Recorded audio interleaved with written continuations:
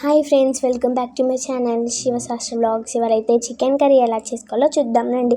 First అయితే ఒక కడాయి తీసుకొని అందులో ఆయిల్ వేసాక కొంచెం హీట్ అయిన తర్వాత ఇంకా ఆనియన్స్, చిల్లీస్, ఇంకా కొంచెం అల్లం వెల్లుల్లి పేస్ట్ వేసుకొని మిక్స్ చేసుకోండి. దాని తర్వాత చికెన్లో అయితే కారం, లవంగం, ఇంకా పసుపు, ఉప్పు, గరం మసాలా, అల్లం వెల్లుల్లి పేస్ట్, ఇంకా కొంచెం ఆయిల్ యాడ్ చేసి మిక్స్ చేసుకోండి.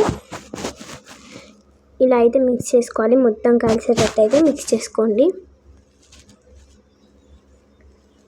ఇట్లా మొత్తం మిక్స్ చేసుకున్న తర్వాత మ్యాగ్నేట్ చేసి పక్కన పెట్టుకోండి.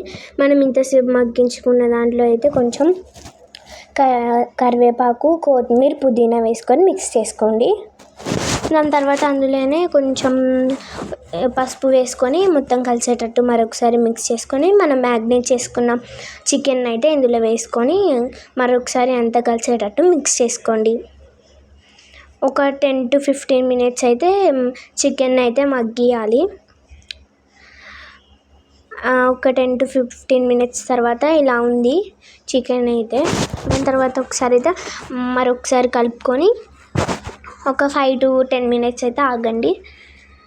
దాని తర్వాత మీరు క్యాప్ తీసి చూడండి, ఇలా ఉంటుంది సిచ్యువేషన్ అయితే. దాని తర్వాత కొన్ని వాటర్ యాడ్ చేయండి.